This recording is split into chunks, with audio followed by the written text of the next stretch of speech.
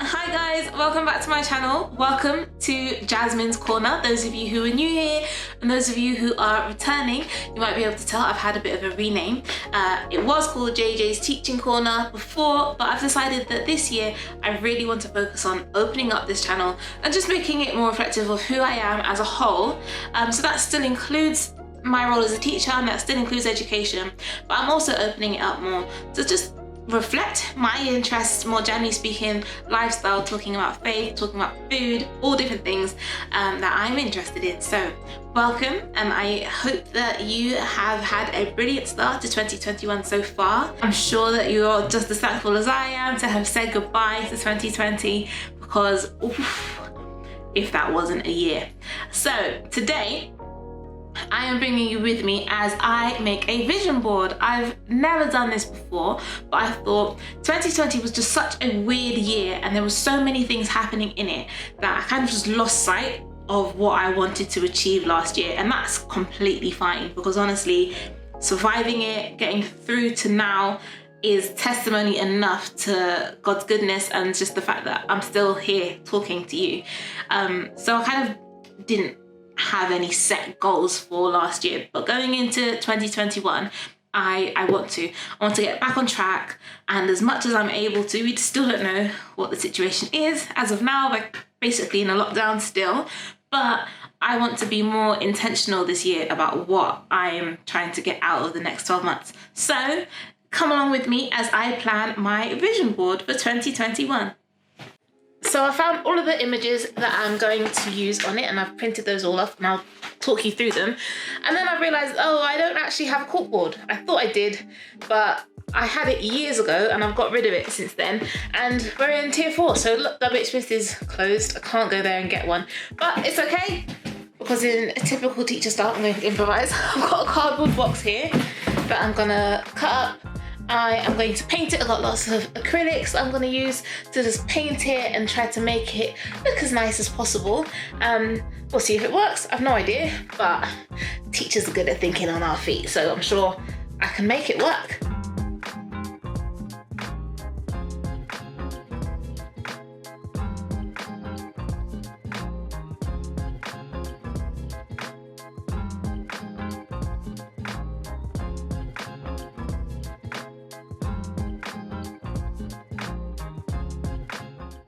Okay, so I finished the background. It looks a bit weird, but I think once I've stuck everything on it, it's gonna start to come together a little bit more. It's kind of got copper and gold little flecks in it. Kind of a little bit abstract. I got these really pretty little acrylic paints from a paint shop in Hackney. Can't remember exactly what it's called, but they're really gorgeous colours, so I thought I would use those on it just to add a little bit of sparkle and pizzazz to the back of the mood board. And then I'm just gonna start cutting out all of my images and putting them onto this backing paper. So I thought while I do that, we could have a little bit of a chat about, you know, everything that's happened. Well, not everything that's happened, because there are lots of things about 2020 that I don't think any of us particularly want to dwell on, but I think it's also really good considering, I mean, making a mood board, I'm thinking about all the things I'm looking forward to in 2021. What are the things I actually did enjoy about 2020, and what are some of the things that you enjoyed about 2020, anything that you might have achieved in this time as well. So I'd love it for you to leave a comment in the comment box below. What do you feel that you learned during this time? What do you think that you grew in? What did you achieve? Like, is there any goal that you set yourself in 2019 or even during 2020 that you went on to achieve and that you're proud of yourself for and that you can give yourself a pat on the back for? For me, I think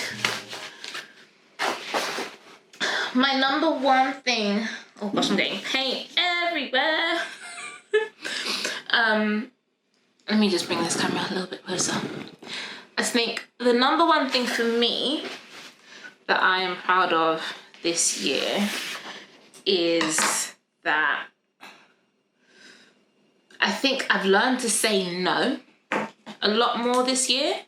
And that's been a real challenge for me. I'm very much a chronic people pleaser, or at least I have been in the past. I've been a really chronic kind of, I'll say yes because I don't want to let people down and I don't want to disappoint people and I want people to think well of me, you know? And then, I mean, there's a lot to say about that. But it comes from, like, I'm a very much,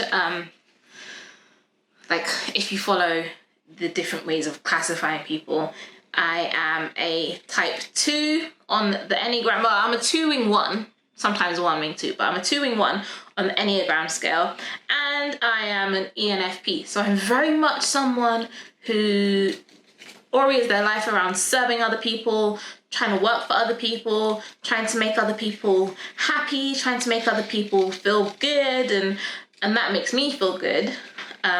And I guess that lends itself really well to being a teacher, because that's why I got into it. I wanted to give back. I wanted to help young people, and that's something that I don't think will ever change in me, that I want to work for young people and work to help them, whether that's like inside or outside of teaching.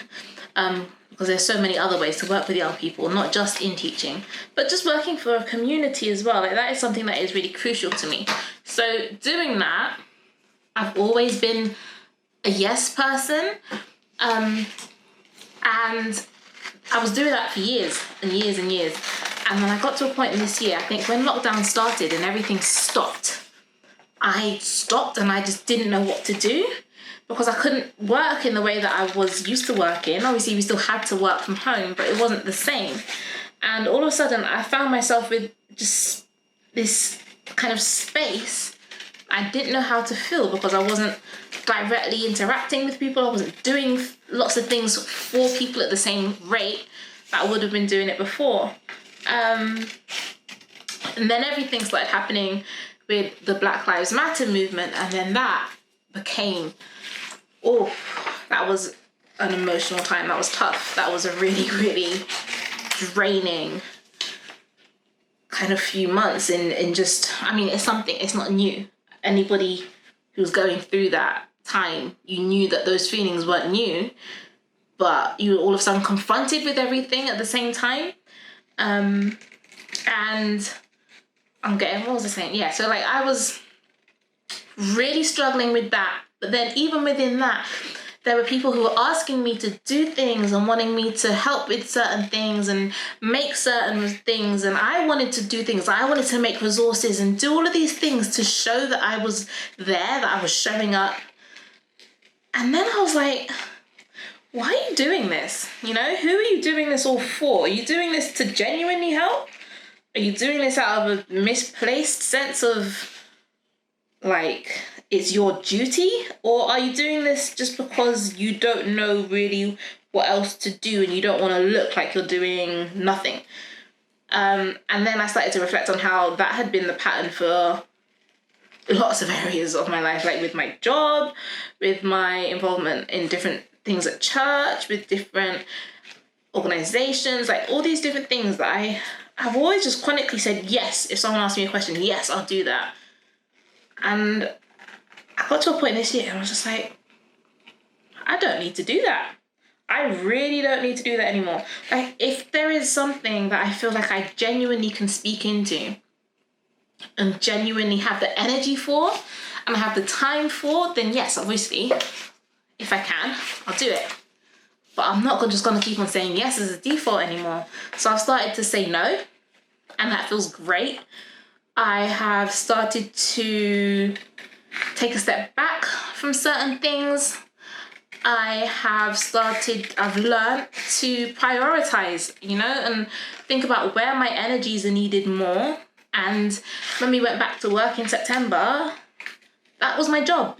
I had to prioritize, okay, this is going to be a drain on me. Having been working at home for as long as we were during the first lockdown, my whole mode of living changed. Like, I am more, well, sometimes extroverted, like I am an ENFP, but I've got pretty strong introvert tendencies as well. I think I'm actually more of an INFP, but So during lockdown, my mode of living completely changed. My introvert side was coming out stronger than ever before, but then all of a sudden having to go back into work, I was like, okay, you're gonna need to use all of your energies to be able to get through this. And I have, like, this last few months has been an exhausting time because I was having to use all of my energy to like pour back into work again in a way that was different from how we had been doing it in lockdown. So I had to say, with other things that were going on, and even things at work where there were certain things coming up, I had to learn to say, I don't need to do this. And when there were opportunities that I wanted to take on and say yes to, then it was great, because then I was like, okay, I've got the space to think about this.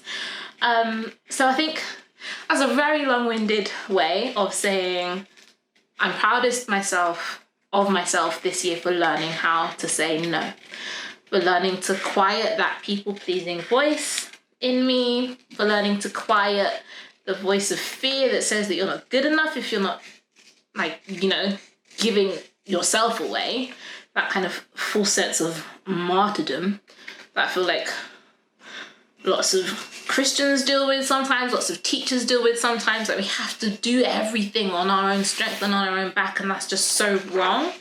It's not a healthy way to live. So yeah, that's what I've learned during 2020. Like, you have to be able to look after yourself. Our health has never been more important this year, and if you're not looking after yourself, then how can you look after the people that you care for and love for, you know? So yeah, that's what I've been proudest of, and I think that's where I've grown the most this year. So all in all, that's pretty good. That's a pretty strong start. And then starting to be more creative again. Like, I've always been a really creative person. I studied art at GCSE, studied art, well, at AS level, not A2, but I did it at AS level. And I just always used to be painting and drawing and baking and doing all sorts of creative things. And then when I started to work in schools, that kind of just fell by the wayside because I just didn't have time anymore to do those things. You know, just being an adult, having a full-time job that took so much, I felt like I didn't have the time to do those things anymore. So again, another kind of like I don't want to use the word blessing, because lockdown was tough for so many people. So I don't want to use the language of it being a blessing, but I think it gave me the time again. Even though I was working, I was able to kind of like reorganize my day so that I did have time to be creative. I had time to paint. I started creating pieces on my iPad. I got Procreate. I got the app Procreate on my iPad. And I started drawing again. I might share some of those images one day. I started drawing on there. I started baking again, and I've still been doing that. That's one of my goals for this year, but I'll talk you through those goals in a moment when I've finished cutting all of these images out. So yeah, I started doing that. I started dancing, which is so much fun. Doing some online classes, and as soon as things are safe again, I hope to do some like physical dance classes as well. So I just like to tap into that creative part of me that I'd kind of forgotten about. And that felt pretty damn amazing, to be honest.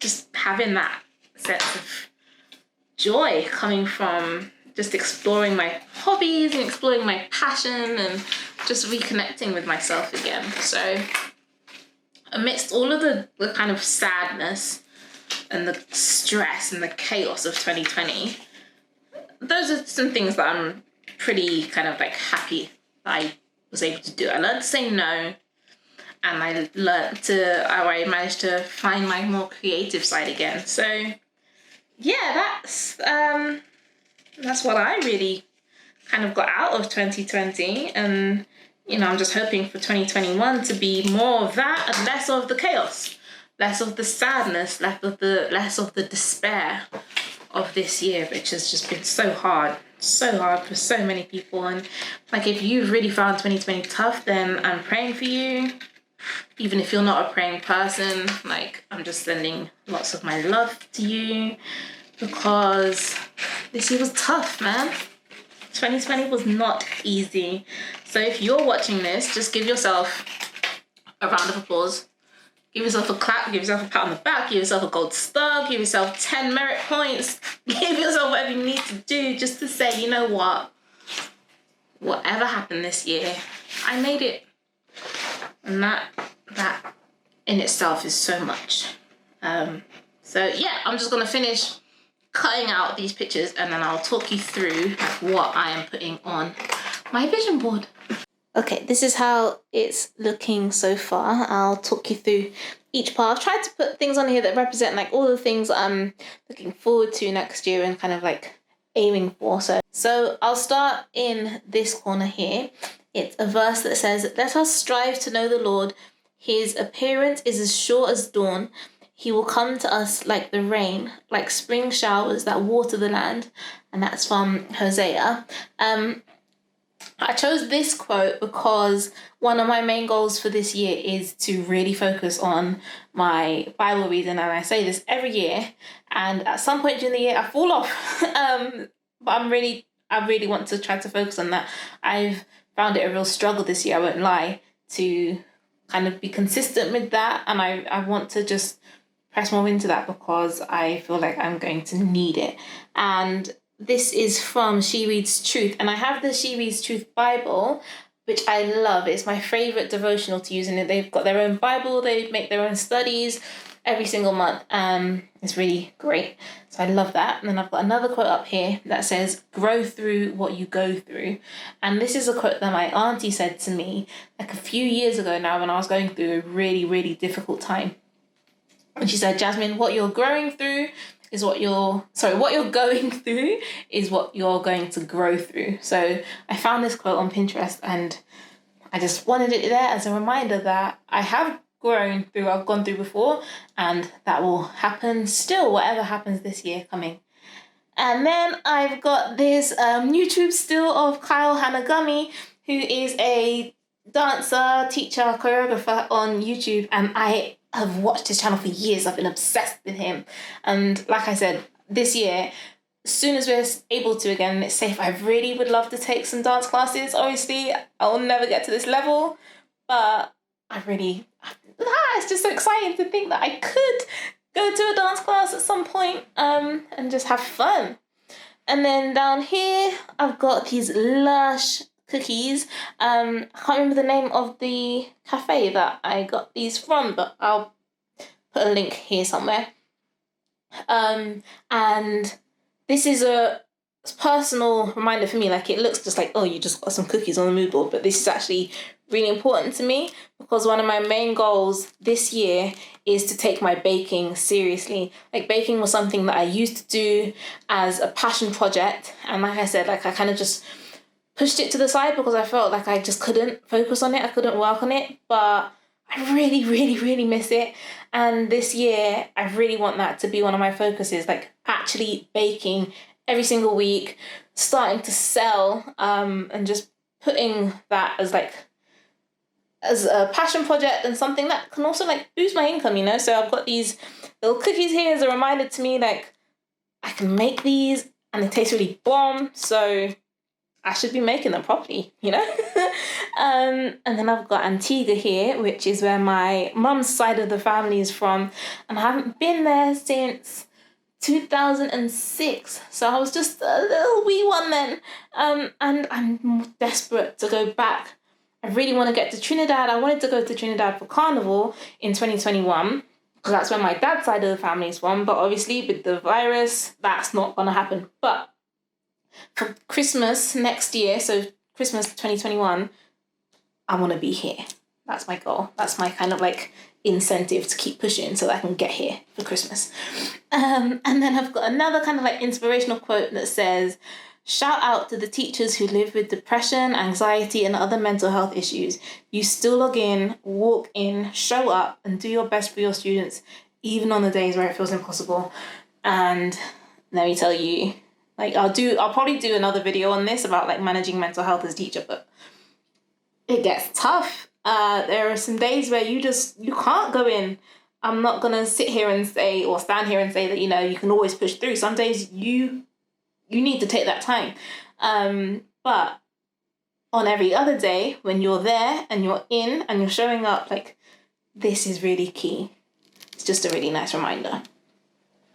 Up in this corner here, I've got another education quote that says, "Every child deserves a champion, an adult who will never give up on them, who understands the power of connection and insists that they become the best that they can possibly be." And this is a quote by Rita Pierson. It's a really famous quote among educators. You might have seen it, heard of it before. It's from a TED Talk that Rita Pierson did. And if you've never seen it, I would heavily recommend don't click off this video just yet, but, you know, open it up so that you can watch it afterwards. I wrote this quote in the beginning of my first ever planner when I started my PGCE, and when I was having a really difficult day, I came back to this quote again and again and again, because I want to be that champion, you know? Who understands the power of connection. In this time, it's been so hard during all of the lockdowns and all the different things. This power of connections felt lost, but it's so key. And then be proud of how you've been handling these past months. The silent battles you fought, the moments you had to humble yourself, and there were lots of them, wipe your own tears and pat yourself on the back, celebrate your strength. And again, I'll do another video on managing mental health as a teacher and how you need to have a strong support system around you. But again, during this year, that support system has had to be kind of virtual or a bit more distant, and that's been tough. And there have been some moments where, you know, I have been kind of like sat in my room on my own, wondering what the hell is going on. And I'm sure that you have had those moments as well. So just, you know, celebrate that you made it. I've got a picture of this tattoo here. This is by Leanne Ecker, and she runs a tattoo parlor down in South London called Delilah's Dagger, and this is one of my favorite pieces that she's done, and one of my goals for this year is to get my first tattoo, which is exciting. I'm obsessed with lions. Like, I really want a lion tattoo. I think that'd be so cool, and it does have meaning to it as well. And then YouTube, because, you know, I started a YouTube channel and I really would love for it to grow. I just love being able to kind of share, like, making this video so far has been quite therapeutic. So I really am aiming for this to be a focus and getting myself more disciplined with consistency and posting regularly. And I would love, like, a little goal would be for 1,000 subscribers by the end of the year. I think that's possible, but I need to be consistent. So this is a reminder for myself. And then again, dancing. I love salsa, I love bachata. Obviously can't do that now because it's a pandemic. We're living in a panoramic. But again, one that's over, once we're safe, I'd love to go back to some classes. And then again, just reminding me of the need to really focus on this as a habit, like reading my Bible as a habit. And this is actually the She Reads Truth Bible, but like this, I've just got it off of Pinterest. This kind of like journaled version. This is so detailed. Like, my Bible does not have all of this in it, but I just really want to be more intentional with that this year. And then finally, this quote here: "Be who you are, not who the world wants you to be." And this, all of these is who I am. And if the world wants me to be that, then cool. If it doesn't, this is who I'm gonna be in this year anyway. So I think I just need to pin everything down. I might like write a few words out and pin those on, and then I'll show you the finished product. And there we go, there's the finished product. So you can see I've put just some kind of other words in there just to do a little cheeky get the bag in there. But yeah, these are my kind of focal points and motivations for the year coming.